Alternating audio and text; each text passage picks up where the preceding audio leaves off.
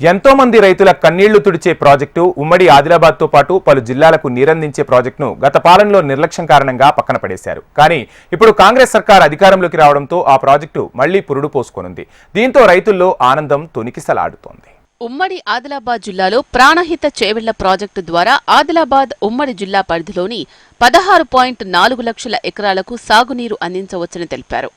ఉమ్మడి ఆదిలాబాద్ జిల్లాతో పాటు చేవెళ్ల వరకు ప్రాణహిత జలాలను తరలించాలని నిర్ణయం తీసుకున్నారు.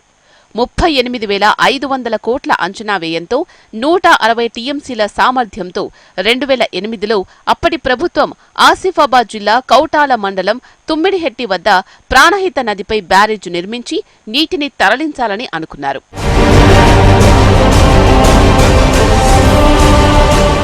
మంచిర్యాల, ఆసిఫాబాద్ జిల్లాల్లోని సిర్పూర్, బెల్లంపల్లి, చెన్నూరు నియోజకవర్గాల్లోని 8 మండలాల్లో 56,800 ఎకరాలకు సాగునీరు అందించాలని ప్రణాళిక రూపొందించారు.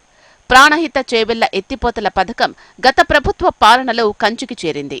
ప్రాజెక్టులో భాగంగా 4 ప్యాకేజీల్లో సుమారు 639 కోట్లతో చేపట్టిన పనులను అర్ధాంతరంగా వదిలేసిన కాంట్రాక్టర్లు టన్నెల్ భారీ ఇనుప పైప్లను వెనక్కు తరలించుకుపోయారు. మహారాష్ట్రలోని భూముల ముంపు వంకతో తుమ్మిడిహెట్టి వద్ద కాకుండా దిగువన ఉన్న కాళేశ్వరం వద్ద ప్రాజెక్టు నిర్మించారు. ప్రభుత్వ నిర్ణయంతో 100 కోట్లతో చేపట్టిన పనులను కాంట్రాక్టర్లు అర్ధాంతరంగా వదిలేశారు. ప్రాణహిత చేవెళ్ల ప్రాజెక్టును బీఆర్ఎస్ ప్రభుత్వం వచ్చిన తర్వాత విస్మరించి కాళేశ్వరం దగ్గర బ్యారేజ్ కట్టి 1,00,000 కోట్లు దుర్వినియోగం చేశారు. కాళేశ్వరం ప్రాజెక్టు ద్వారా 1,00,000 ఎకరాలకు నీరేమో కానీ మొత్తం 1,00,000 కోట్లు అయితే గోదావరి పాలు అయిపోయింది. మేము దాన్ని తీవ్రంగా ఖండిస్తూ వెంటనే మళ్ళీ మన చేవెళ్ల ప్రాజెక్టును ప్రాణహిత దగ్గర నిర్మాణం చేపట్టి గ్రావిడ్ ద్వారా ఎల్లంపల్లికి రావడం కోసమని 2016లో ఆనాడు స్వర్గీయ రాజశేఖర రెడ్డి గారు ఆ ప్రాజెక్టుకు అంకురార్పణ చేయడం జరిగింది. దాదాపు కెనాళ్ళు కూడా పూర్తి స్థాయిలో అయిపోయినాయి. ఒక బ్యారేజ్ ప్రాజెక్టు నిర్మాణమే ఉండే. ఆ టైంలో టీఆర్ఎస్ ప్రభుత్వం వచ్చి ఆ ప్రాజెక్టును వాళ్ళకు పేరు దక్కకుండా 1,00,000 కోట్ల అవినీతి కోసమని ఇక్కడ ధనార్జన ధ్యేయంగా పెట్టుకొని మరి కాళేశ్వరం దగ్గర చేయడం జరిగింది. ఇప్పుడు తిరిగి దాన్ని చేవెళ్ల ప్రాజెక్టు ఏదైతే ప్రాణహిత చేవెళ్ల ప్రాజెక్టు ఉన్నదో మళ్ళీ కాంగ్రెస్ ప్రభుత్వం వచ్చింది కాబట్టి అది పునరుద్ధరించి ఈ ప్రాంత ప్రజలకు న్యాయం జరిగేలా ఆ ప్రాజెక్టు నిర్మాణం చేపట్టినట్టే కొమురం భీము మంచిర్యాల జిల్లా ప్రజలకు మరి లాభం జరుగుతుంది. ఈ ఏరియా అంతా సస్యశ్యామలం అవుతుందని చెప్పి సందర్భంగా తెలియజేస్తున్నాం. డిజైన్, నిర్వహణ లోపంతో కాళేశ్వరం ఎత్తిపోతల పథకంలోని సుందిల్లా, అన్నారం, మేడిగడ్డ బ్యారేజీల నాణ్యత ప్రశ్నార్థకంగా మారింది. గత అక్టోబర్ 21న మేడిగడ్డ బ్యారేజ్ కుంగిపోయింది. అవే డిజైన్లతో నిర్మించిన అన్నారం, సుందిల్ల కూడా సురక్షితం కాదని ఎన్టీఎస్ఏ తేల్చింది.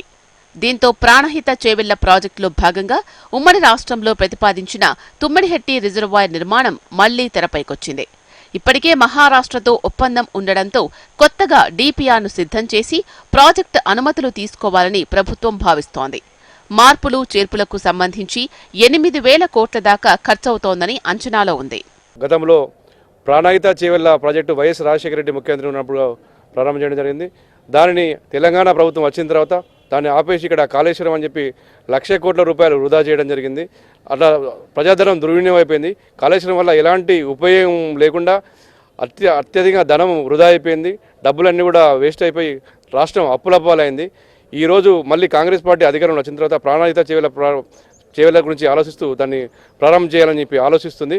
ఈ ప్రాణహిత చేవెళ్ల ప్రాజెక్టు ప్రారంభం చేయడం వల్ల కొమరంభీం జిల్లా అనేది మంచిర్యాల లక్షలాది ఎకరాల భూమికి పంటకు నీరు అందించే అవకాశం ఉంటుంది.